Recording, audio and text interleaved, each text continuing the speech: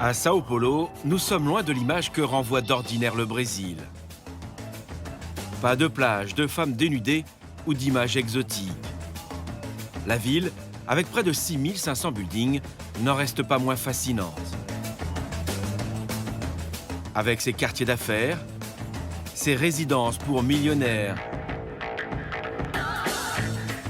ses usines et ses favelas, Sao Paulo incarne désormais l'image actuelle du Brésil.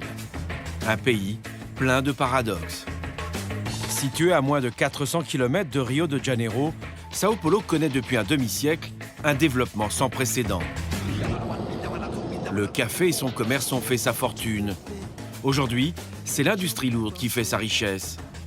Sao Paulo est le symbole d'un pays qui veut changer d'air. Tous les Brésiliens rejoignent cette métropole pour gagner de l'argent. Et la ville s'est construite avec toutes les différences que l'on peut constater depuis le ciel. Un nouveau monde qu'il faut découvrir en prenant de la hauteur. La capitale économique du Brésil compte la plus grande flotte d'hélicoptères au monde. J'aime la vue. J'aime vraiment beaucoup cette vue. D'en haut, tout le monde est petit comme ça. Tout le monde a la même taille. Personne n'est plus grand ou meilleur qu'un autre. Dans ce monstre urbain, favela et ghetto pour riches alternent d'un quartier à l'autre. Cette vue magnifique là, toute cette verdure. Tu as vraiment l'impression d'être en dehors de Sao Paulo. C'est très rare ici de trouver autant de tranquillité. Entre deux buildings se cachent des trésors de l'architecture moderne. Sao Paulo est une ville un peu triste, mais vue d'en haut, c'est beaucoup mieux. D'ici, je trouve que Sao Paulo est vraiment très belle. Sao Paulo n'a plus rien à envier à sa grande rivale Rio de Janeiro. Elle est même en passe de la détrôner.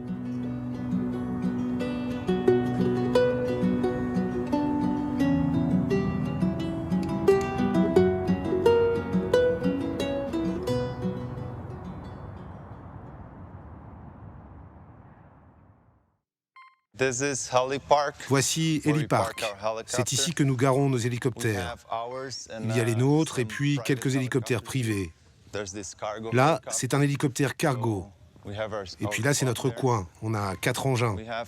Et ils servent tous pour l'infotrafic. Il est à peine 6 heures du matin. Dans 10 minutes, Juan Hamilton sera en direct sur une télé brésilienne. Tu as déjà fait le contrôle du système électronique? Non? Alors c'est le moment de le faire. Dernière vérification avant un vol de près de 2 heures au-dessus de Sao Paulo et de ses 12 millions d'habitants. Une ville où le trafic peut très vite devenir un enfer pour des centaines de milliers d'automobilistes.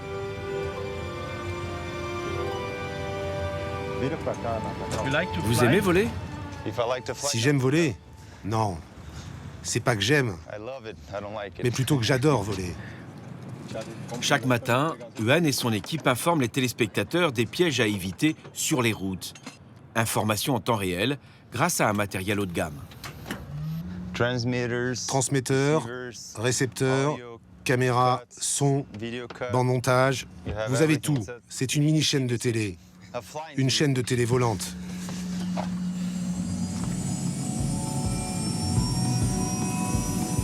Juan a aujourd'hui 29 ans.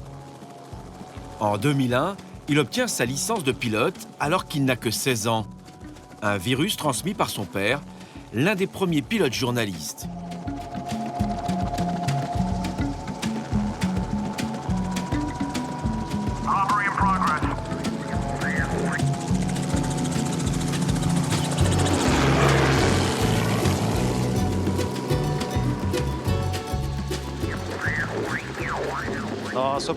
Bonjour, nous survolons actuellement Sao Paulo. Il fait 21 degrés Celsius. Vous pouvez voir qu'une brume très épaisse s'abat sur la ville et cela est dû aux très fortes pluies d'hier. Une couche épaisse de pollution s'est formée dans le ciel. Vous voyez, ça n'est pas du brouillard, c'est de la pollution. Et vers midi, ça va être pire. Le ciel va être marron. Mais l'humidité est faible. C'est la première fois que ça arrive en été.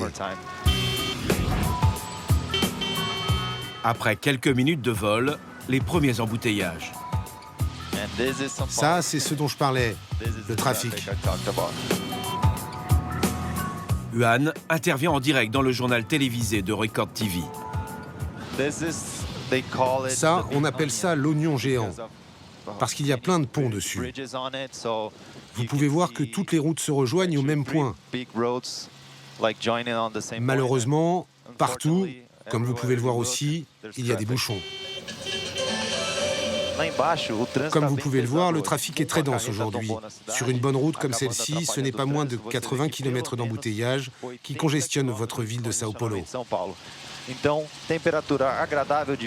Une demi-douzaine d'hélicoptères tournent au-dessus de la ville pour commenter le trafic. Quelques minutes plus tard, un premier accident sur la route. Plus loin, c'est un incendie qui s'est déclaré au sud de la ville. Une activité débordante où il est difficile de trouver une minute de répit. Pendant près de 2 heures, il sillonne du nord au sud, d'est en ouest Sao Paulo. Des années qu'il filme et commente les moindres soubresauts de cette ville, sorte de forêt de béton.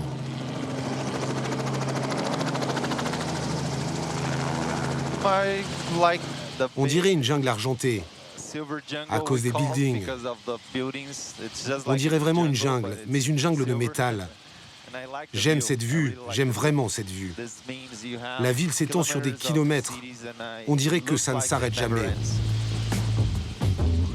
Une ville verticale et sans limite qui s'étale sur plus de 1500 km², soit 15 fois la taille d'une ville comme Paris. Nous survolons ici l'avenue Paulista, les Champs-Élysées de Sao Paulo. Une avenue, symbole de la puissance économique que représente cette mégapole, la plus grande de toute l'Amérique du Sud. Chaque jour, 800 000 personnes viennent travailler dans ces gratte-ciel, les plus hauts de la ville. Cette vue, je ne l'ai retrouvée nulle part ailleurs. On est en train de se faire bombarder d'ondes, comme dans un micro-ondes. Chaque télévision, chaque radio dispose de son antenne de transmission ici. C'est pas vraiment un bon endroit pour stationner tous les jours. Je voudrais avoir des enfants. Dangereux, certes, mais pour Yuan, c'est à chaque fois un moment magique. Sentiment d'être seul au monde. Contrairement à Paris, pas besoin ici d'autorisation exceptionnelle pour voler au-dessus des buildings, des toits de la ville, des commerces, ou comme ici, du musée des arts contemporains. Yuan doit rester vigilant car à proximité, il y a aussi l'aéroport international et son trafic de gros porteurs.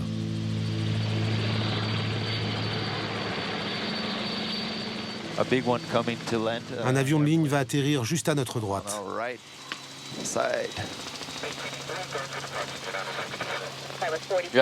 Il faut faire vraiment attention ici.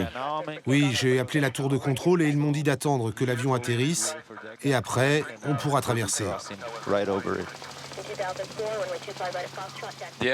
L'aéroport est dans la ville. Oui, je dirais même que l'aéroport est à l'intérieur de la ville, littéralement dans ses entrailles. Avant, il était à l'extérieur de la ville, mais Sao Paulo a grossi et l'a englouti. On appelle ça le bateau. C'est comme atterrir en pleine mer. Une mer de buildings et l'aéroport est le navire au milieu.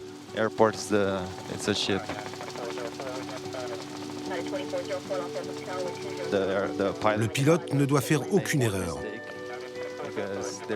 Parce qu'il n'y a pas d'eau, pas de champs, rien du tout après la piste d'atterrissage. Juste des maisons. Regardez-moi ça. Il est en train d'atterrir sur les buildings.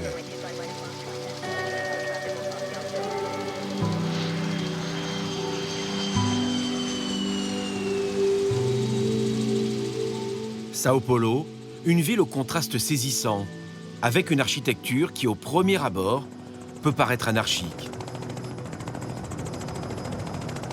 Au milieu des milliers de buildings, il y a le cœur de la cité et ses chefs-d'œuvre, comme la cathédrale d'Acé, le point zéro de l'état de Sao Paulo. Toutes les distances sont calculés à partir d'ici. Détruite à plusieurs reprises, c'est aujourd'hui l'un des plus grands sites religieux de style néo-gothique au monde. Fondé au XVIe siècle, le village créé par des missionnaires devient 150 ans plus tard une ville dont il ne reste que quelques bâtiments. Puis dans les années 50, la ville explose en mégapole.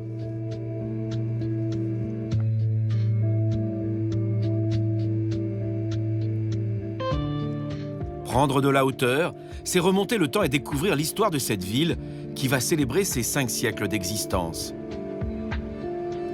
Avec cette place incontournable de l'histoire brésilienne, le palais Ipiranga fut construit pour commémorer le jour de l'indépendance.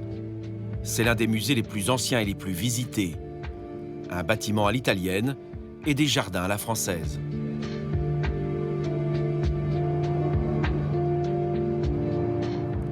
Autre symbole, l'obélisque de 47 mètres de hauteur, créé pour marquer la révolution de 1952. Un peu plus loin, autre merveille. C'est l'immeuble Copan, l'ouvrage très original de l'architecte brésilien Oscar Niemeyer. À l'intérieur, une petite ville avec ses 5000 habitants environ, qui possède son propre code postal. Et sur le toit, une piste d'atterrissage. Surnommée la ville grise, vue du ciel, elle paraît bien différente.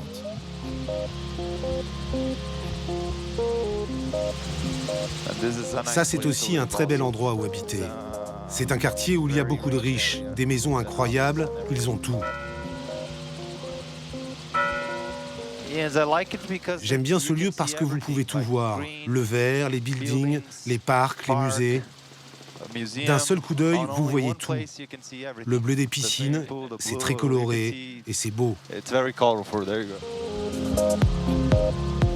Mélange de genre et folie des grandeurs, Sao Paulo attire de plus en plus de Brésiliens et d'hommes d'affaires venus du monde entier. Des architectes aussi qui trouvent dans cette ville une nouvelle source d'inspiration.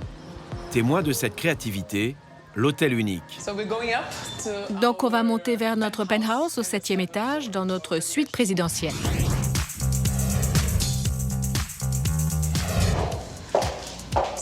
Donc on entre dans notre suite présidentielle au 7e étage via une entrée privée. Bienvenue. Melissa Oliveira dirige cet établissement. La suite présidentielle fait 350 mètres carrés, avec toujours les œils de bœuf, c'est notre signature, conçue par l'architecte Rui Otake.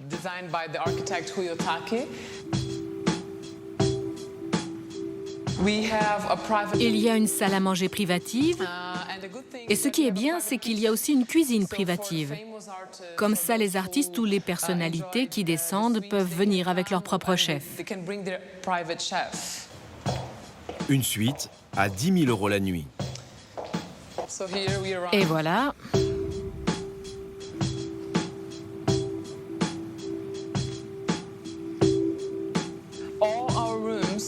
Toutes nos chambres ont ce type de fenêtre.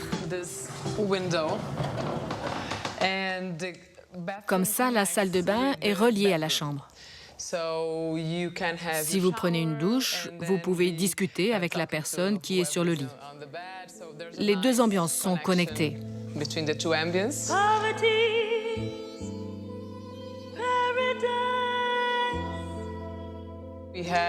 On a reçu Mick Jagger, Kevin Costner, Pet Shop Boys, Ricky Martin. Ronaldo, le footballeur brésilien, Harrison Ford et d'autres stars internationales, acteurs, chanteurs ou stars de la mode. Maintenant, la surprise. Je vais vous montrer ce que les gens préfèrent, surtout s'il fait beau et qu'il y a du soleil. On a un deuxième étage avec une vue magnifique. De la terrasse, une vue imprenable sur la ville. À Sao Paulo, dans une telle suite, il fait beau presque toute l'année.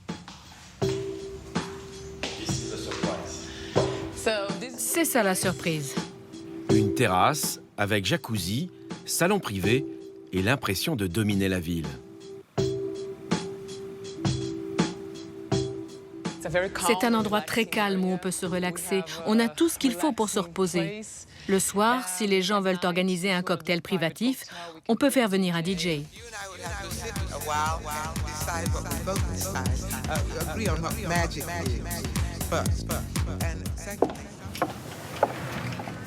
L'hôtel est surtout connu pour avoir l'une des plus belles terrasses de la ville.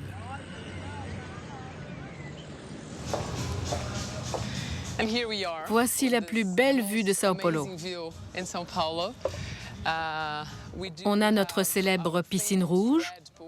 On a remporté de nombreux prix dans le monde avec pas mal de magazines. Et voilà la vue sur Sao Paulo. D'ici, Sao Paulo est vraiment une ville magnifique. Une forme très originale pour cet hôtel. Une coque de bateau, comme posée sur la mer. Le design de l'hôtel est très spécial. Oui, absolument. L'hôtel a été conçu par Rui Otake. Il travaille beaucoup sur les courbes. C'est très épuré, très sobre et spécial. D'ici, vous pouvez voir notre belle ville, l'immense Sao Paulo. L'hôtel est devenu une attraction touristique et on a de nombreux visiteurs. Le soir, il y a beaucoup de gens, c'est vraiment sympa.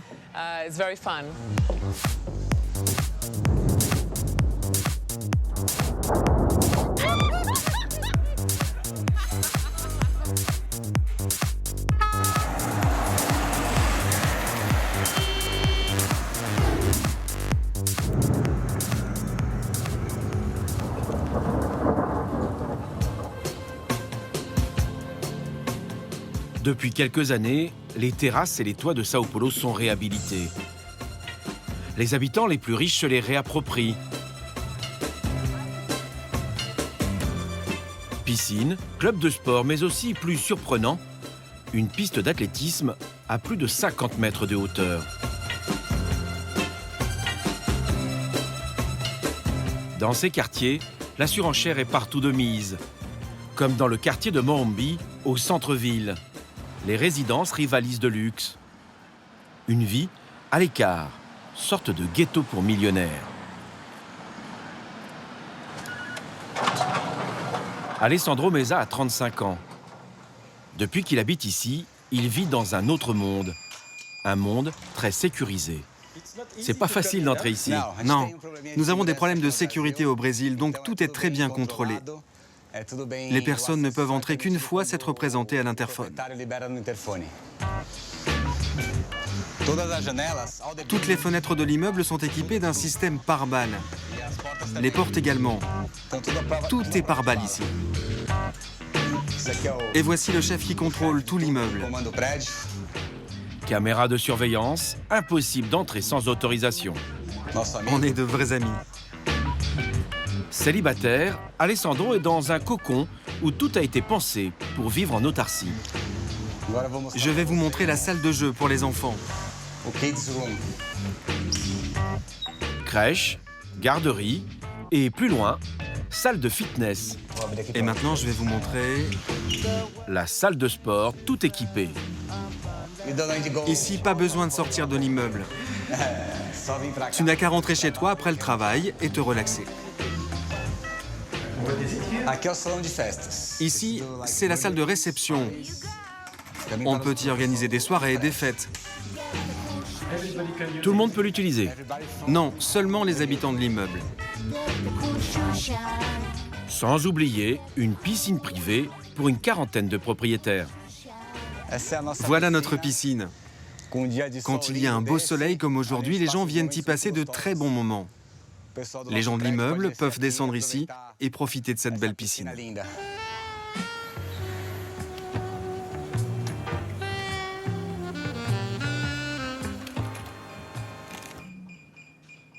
Ascenseur privé, Alessandro a acquis le dernier étage de cet immeuble pour un peu plus d'1,5 million de réals, soit l'équivalent de 500 000 € environ.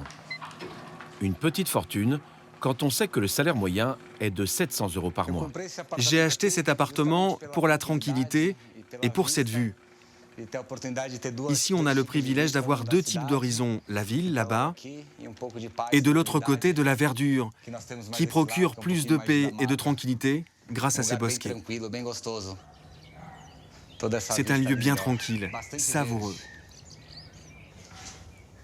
Cette vue superbe, du vert est juste à côté la jungle urbaine. C'est génial.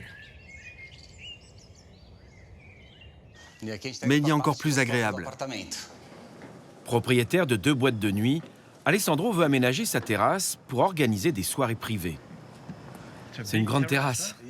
Oui, ça c'est la terrasse. C'est là que je viens prendre mes bains de soleil. Là, il y a mon jacuzzi avec de l'eau chaude.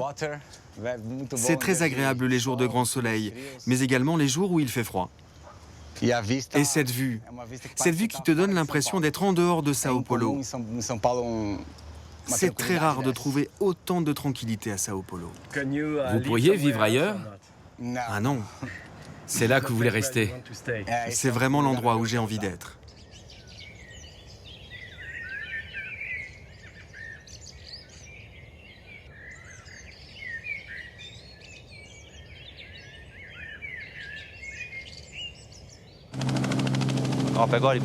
Nous retrouvons Juan Hamilton, le journaliste de la chaîne TV Record.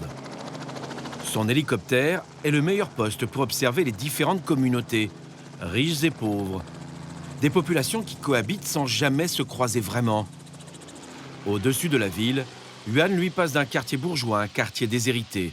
Il n'existe aucune frontière. Le problème, c'est qu'il y a trop de différences entre les riches et les pauvres. Vous pouvez le constater de vos propres yeux.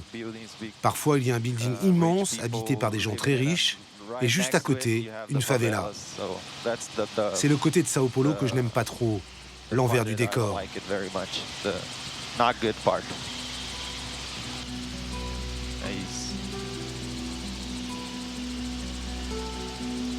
Sao Paulo compte plus de 600 favelas et quartiers populaires.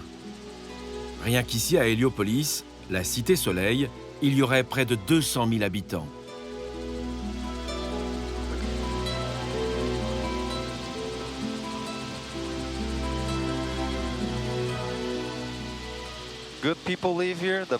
Des gens bien habitent ici. Le problème, c'est que les gens moins bien, une minorité, se cachent dans des endroits comme les favelas. Comme c'est surpeuplé, les maisons sont les unes sur les autres. Parfois, il faut passer par la maison du voisin pour aller dans votre jardin. Et les gens ici ne parlent pas à la police. C'est ça, parce qu'ils ont peur de leurs voisins. C'est vraiment dangereux de voler au-dessus d'une favela.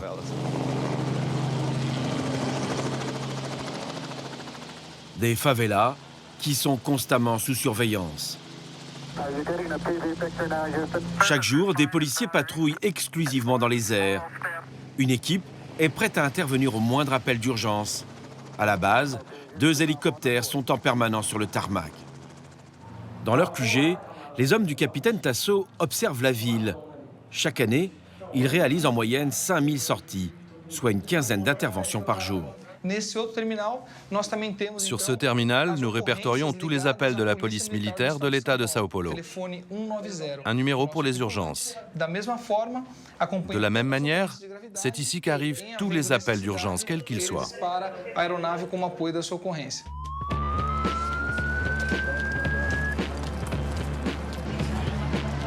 Secours ou opérations de police sont équipés sur tous les fronts.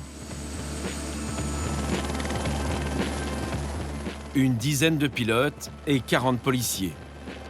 L'unité est opérationnelle 24 heures sur 24, 7 jours sur 7.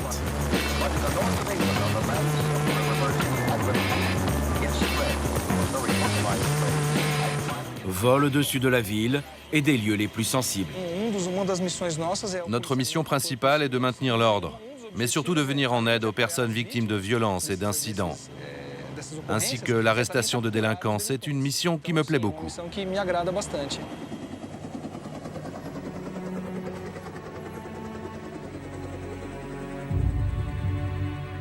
Ce jour-là, il survole une zone particulièrement sensible, quartier de la Gare. C'est une place où vendeurs et consommateurs de drogue se retrouvent. Nous sommes au cœur de Sao Paulo.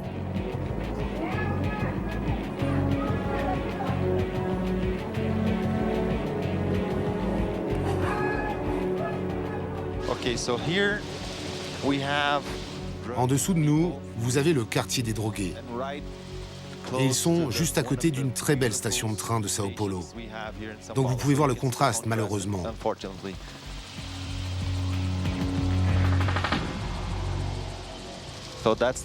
C'est cette image-là que je n'aime pas ici. Je pense que c'est partout pareil, mais chaque ville a ses problèmes. Et à Sao Paulo, c'est la drogue.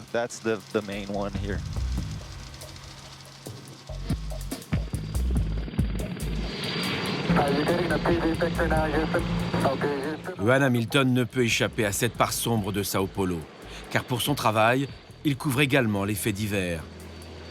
Dans son hélicoptère, il dispose d'un scanner qui lui permet d'être à l'écoute des fréquences de la police.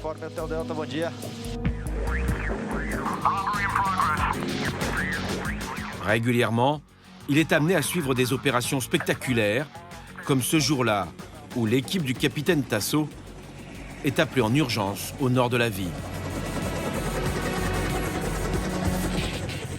Elle doit intervenir dans l'une des favelas de la mégapole. Nous sommes au sud de Paraisópolis. Les téléspectateurs ne ratent rien. L'événement est retransmis en direct sur les télévisions locales.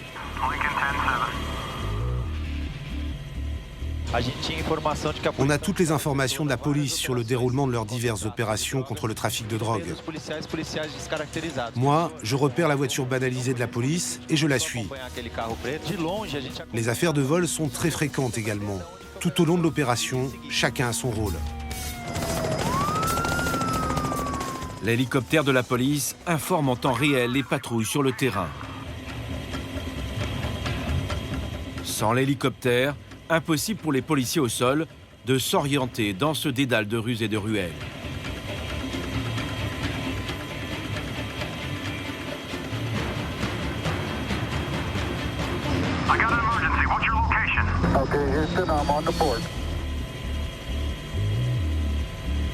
L'opération est un succès.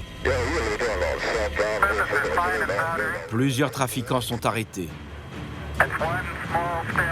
De la drogue et des liasses de billets sont saisis. Mais ces 10 dernières années, les crimes à Sao Paulo ont diminué. La ville est désormais l'une des moins dangereuses du pays. Il faut dire que l'État de Sao Paulo a mis les moyens pour sécuriser la ville et la région.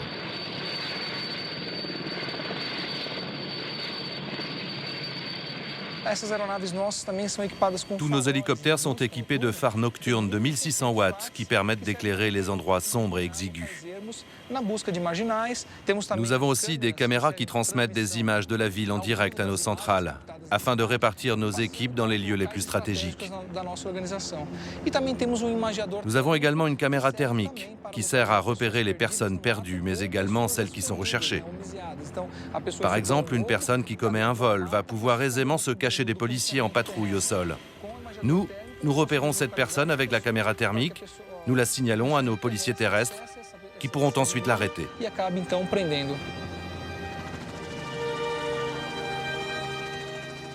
Avec ce type d'intervention, les favelas jouissent au Brésil, comme ailleurs dans le monde, d'une mauvaise réputation.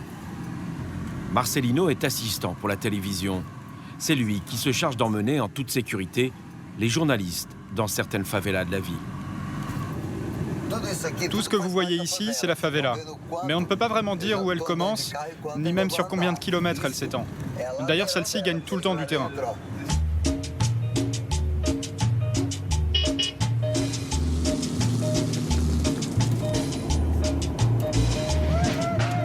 Marcelino est capable de s'orienter dans ce labyrinthe où il vaut mieux ne jamais se perdre.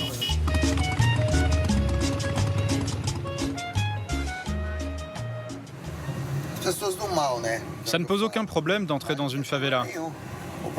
Mais y entrer pour réaliser un documentaire, c'est différent. C'est entrer avec une caméra qui pose problème, à cause des trafics, tu vois. Mais sinon, aucun problème. Tu peux te promener ici comme tu le ferais n'importe où, en fait.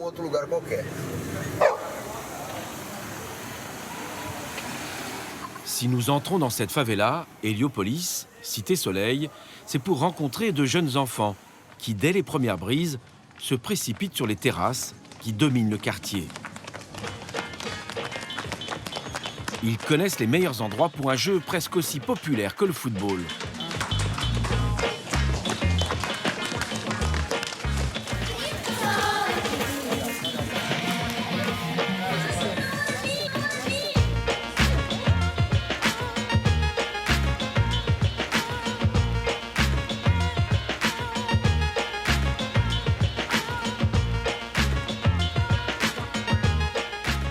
Ah, c'est génial, absolument génial. Il y a très longtemps, on utilisait le cerf-volant pour prévenir les trafiquants de l'arrivée de la police. C'était l'alerte. Aujourd'hui, pas du tout. Aujourd'hui, c'est devenu un jeu. Lève ce cerf-volant là, lève-le. C'est un jeu simple, malin et très apprécié. Il est parfait pour les enfants. Lâche un peu, lâche.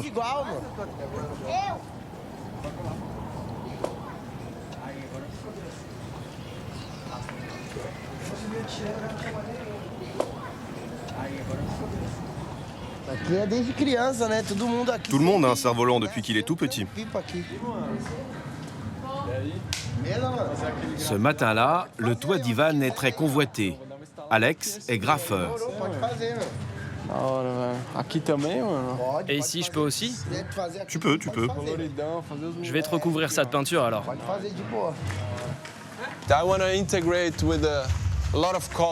Je veux intégrer plein de couleurs, comme celles que nous avons ici dans les favelas. Vous aimez cet endroit? J'aime cet endroit, je l'adore, tu vois. Je veux le peindre tout entier. Si j'avais plus de bombes avec moi, je mettrais de la couleur partout. Ils m'ont déjà donné leur accord, c'est super. Ici, c'est un endroit qui vit de culture, qui bouillonne de culture et de vie. Je veux y laisser ma petite contribution. Pour le graffeur brésilien, la favela comme la rue est une expérience chaque jour différente. Une opportunité de laisser une trace de sa vision du monde.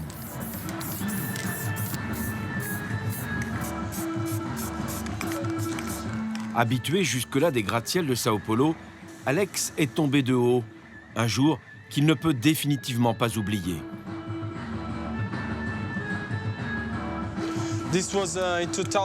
C'était en 2008. Je peignais dans un endroit comme celui-ci, et quand j'ai terminé, j'ai voulu peindre encore, et c'est ça le problème. Je voulais en faire plus. Il faut parfois connaître ses limites dans la vie. J'ai voulu aller dans un endroit plus en hauteur, 3-4 mètres plus haut. Je suis monté, descendu avec l'échelle. Quand je suis arrivé en haut, je me suis senti mal. Je suis tombé et je me suis cassé l'épaule et 3 côtes. J'ai arrêté les graffitis pendant 1 an et puis finalement, je me suis remis parce que c'est comme une addiction. C'est difficile de s'arrêter. Mais maintenant, je fais plus attention. J'essaie de ne pas aller trop haut.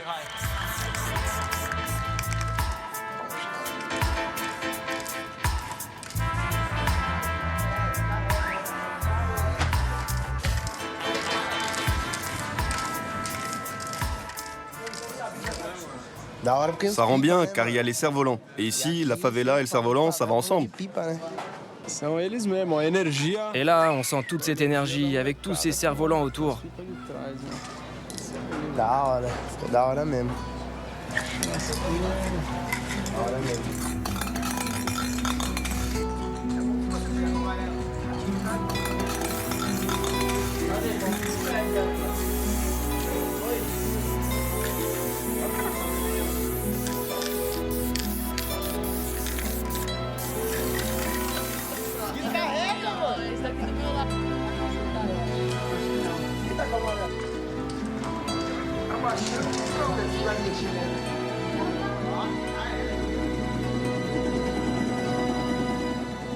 À Sao Paulo, il y a des lieux surprenants, mais il en existe un qui surpasse tous les autres. Il faut revenir au-dessus de Paraisópolis, la cité du paradis.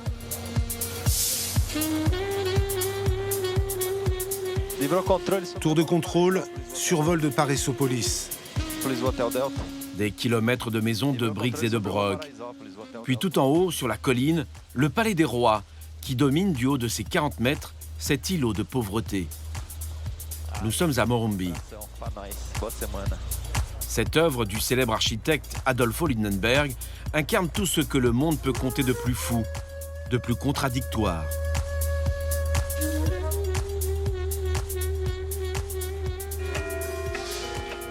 La famille de Theo Calvacanti vit dans cet appartement de 350 mètres carrés, avec une terrasse jacuzzi et une vue imprenable sur le bidonville.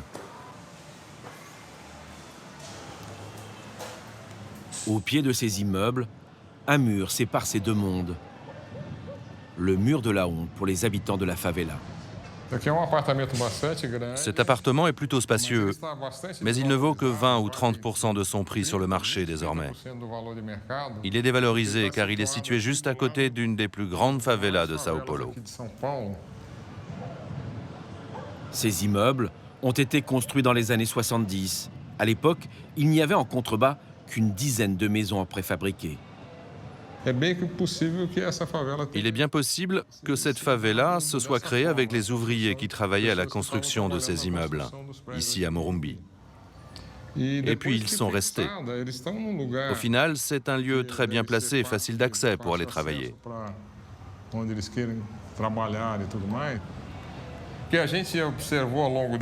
En vivant ici, on constate que la favela est en pleine croissance.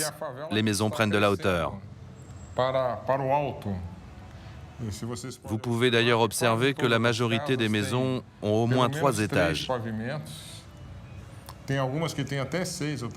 Il y en a même qui en ont 6 si on regarde bien. Ce ne sont pas des maisons insalubres en bois, ce sont des maisons en briques qui ont l'eau, l'électricité. Et en observant bien, derrière la favela, vous avez tous ces immeubles accessibles à la classe moyenne. Il y a donc une interaction avec la classe moyenne qui est très importante. Ce sont des personnes qui finalement possèdent un certain niveau de vie, pas comparable avec celui de la classe moyenne bien sûr, mais disons que ce n'est pas la pauvreté que l'on peut imaginer.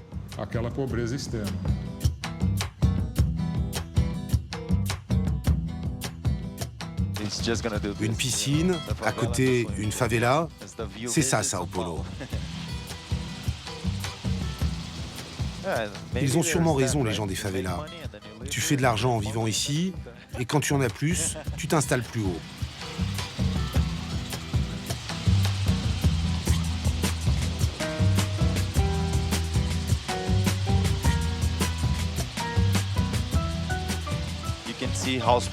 Vous pouvez voir comme les gens sont petits vus d'en haut.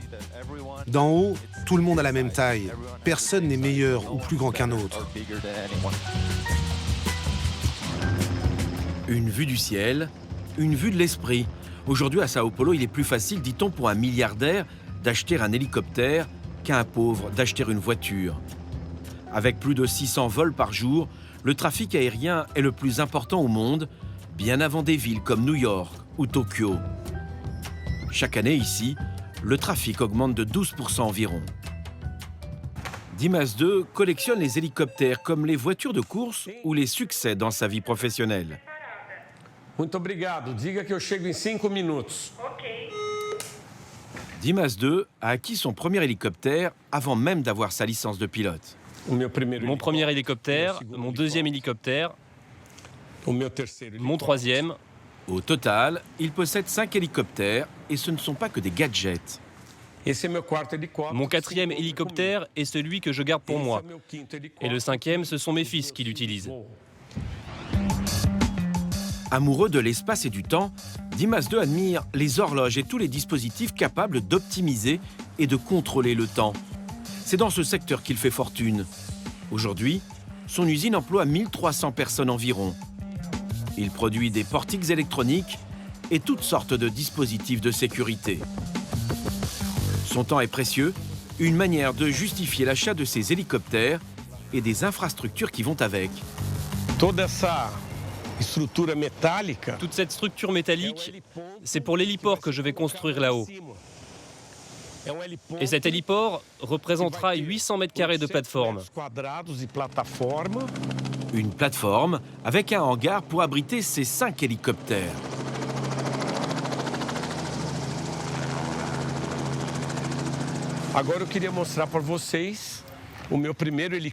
Maintenant, j'aimerais vous montrer mon tout premier hélicoptère que je suis en train de restaurer.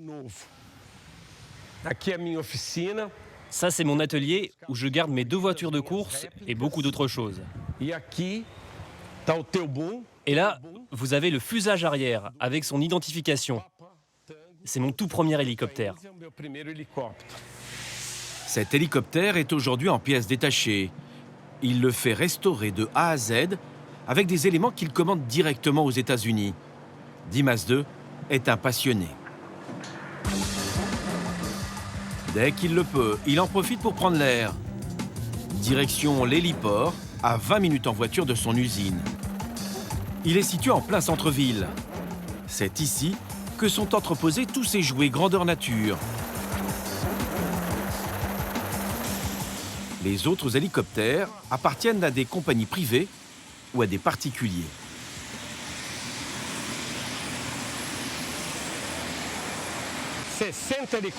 Il y a 60 hélicoptères ici.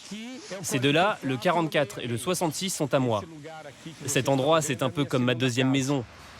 La première est celle dans laquelle je vis, et la seconde, c'est pour le plaisir.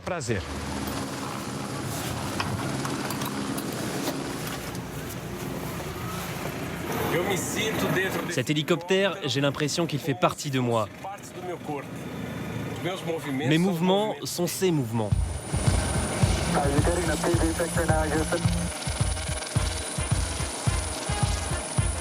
À 65 ans, Dimas II utilise plusieurs fois par semaine l'un ou l'autre de ses hélicoptères.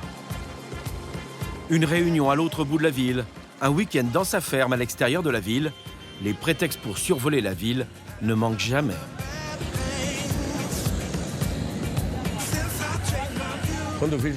Quand je survole Sao Paulo, je suis fasciné par les avenues, le mouvement, la concentration d'immeubles. On a construit plus que possible et sans aucune réglementation. Du coup, cette ville est pleine de contrastes. Tous les Brésiliens rejoignent cette métropole pour gagner de l'argent. Et la ville s'est construite avec toutes les différences que l'on peut constater depuis le ciel. Vous avez d'un côté des quartiers de la classe supérieure, puis de l'autre côté du mur, vous avez les favelas. Mais vu d'hélicoptère, ce mélange est très intéressant. C'est merveilleux de voir les choses d'en haut. C'est tellement plus beau.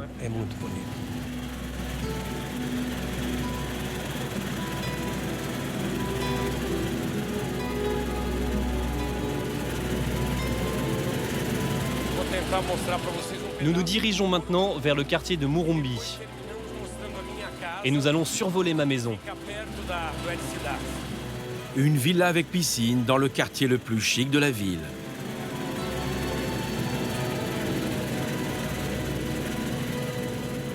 Ce jour-là, Dimas II veut juste changer d'horizon.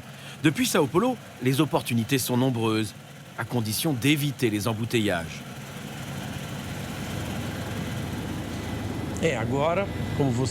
Comme vous pouvez le voir, nous approchons de la mer.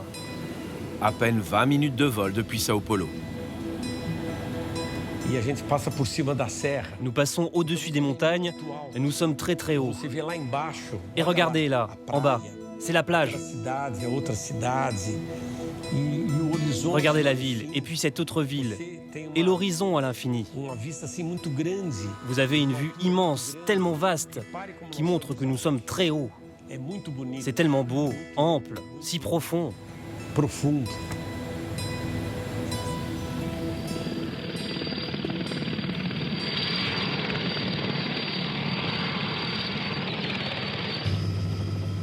Un peu plus loin, c'est son fils, Dimas III, le vice-président de l'entreprise, qui s'offre une parenthèse. Il emmène sa femme déjeuner au restaurant. C'est à l'extérieur de Sao Paulo. S'il avait pris sa voiture, il aurait mis près de 2 heures. 25 minutes après le décollage, le dépaysement est total. Ce restaurant de spécialité portugaise est l'un des plus courus de la région. Restaurant gastronomique.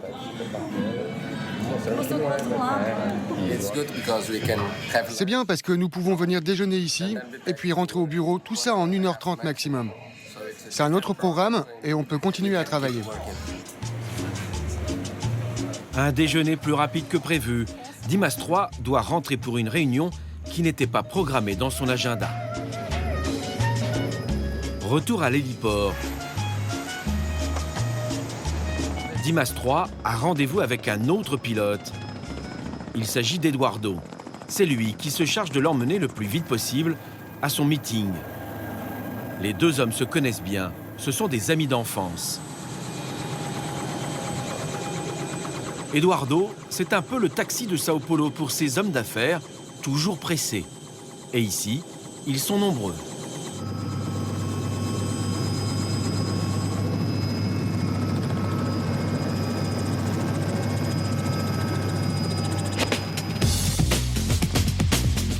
Il suffit de compter le nombre d'hélipads, ces pistes d'atterrissage installées sur les toits des buildings.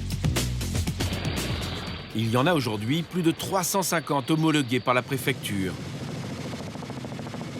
À certaines périodes, Eduardo peut avoir jusqu'à 7 ou 8 vols par jour. À 37 ans, son entreprise ne connaît pas la crise. Il faut dire que depuis 2009, Sao Paulo est entré dans le top 10 des villes les plus riches au monde. Se poser sur un toit d'immeuble est beaucoup plus difficile que de se poser dans un aéroport ou en basse altitude, à cause du vent. Cela demande une manœuvre très différente, mais c'est très agréable car à chaque toit d'immeuble, c'est un nouveau défi. Dimas III a rendez-vous dans l'un des bureaux de cet immeuble. Approche délicate.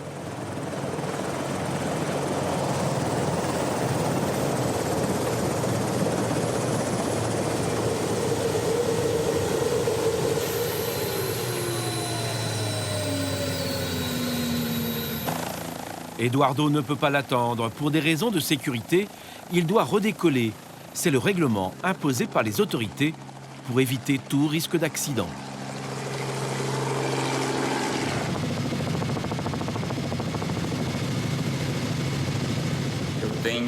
J'ai pour clients des personnes célèbres, des directeurs. Ce sont des personnes qui prennent l'hélicoptère pour le plaisir ou pour les affaires. C'est une clientèle très variée. La majorité des hommes d'affaires utilisent l'hélicoptère comme un moyen de transport sûr et rapide. Ils veulent éviter les embouteillages. Ils se sentent en sécurité aussi. La ville peut être assez violente, comme vous le savez. Dans les rues, les gens sont parfois agressés. Eduardo pilote depuis qu'il a 16 ans. Il dispose aujourd'hui de 4 hélicoptères. Et ce n'est pas de trop en cette veille de carnaval. Si cette fête est très attendue par les Brésiliens, certains à Sao Paulo préfèrent quitter la ville. Il est 18h, les routes sont partout embouteillées. Pour Eduardo, la journée se termine. Impossible de voler de nuit au-dessus de la ville.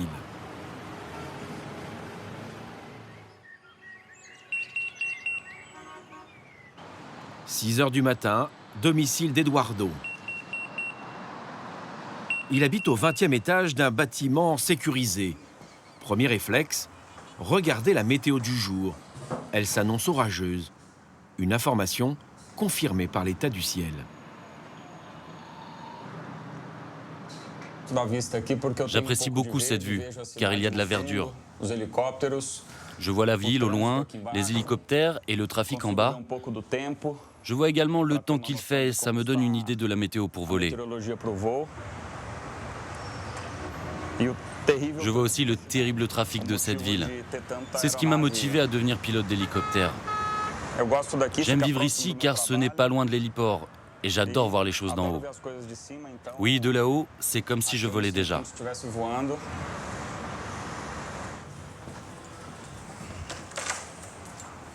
Il lui faut à peine 10 minutes en voiture pour se rendre à l'héliport. Sur place, c'est déjà l'effervescence.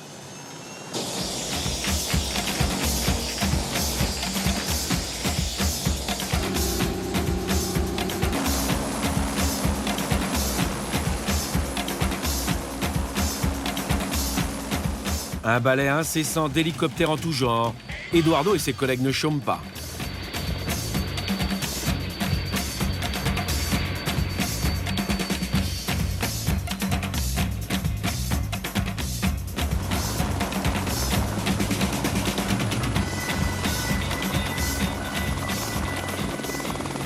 Un défilé de personnalités. Et cet après-midi, c'est une star de Télé Globo, la plus grande chaîne d'Amérique latine, qui l'emmène à plus d'1 heure de vol de Sao Paulo. Un dépaysement total en quelques minutes seulement. Le littoral, avec ses plages, est absolument magnifique. Je pense même que c'est l'un des plus beaux au monde. Angra dos Reis est une région magnifique. Elle est composée de 365 îles, ce qui fait une île pour chaque jour de l'année. J'ai beaucoup voyagé et je connais de nombreux endroits en dehors du Brésil. Et notre littoral est vraiment fantastique. Je ne me lasse pas de le survoler. Et par exemple, aujourd'hui, je vais le survoler plusieurs fois. Et je suis ravi.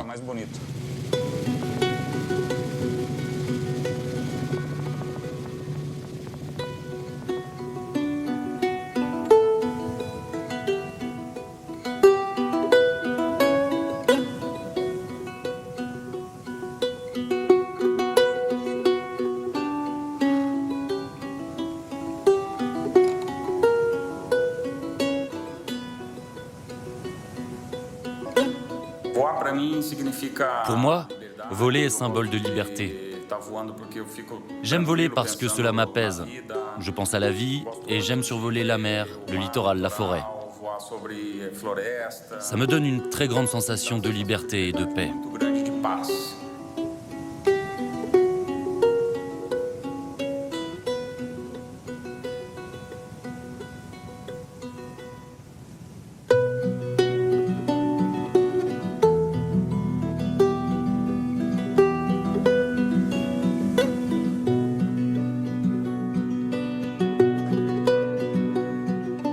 Sao Paulo ressemble à New York il y a 20 ans.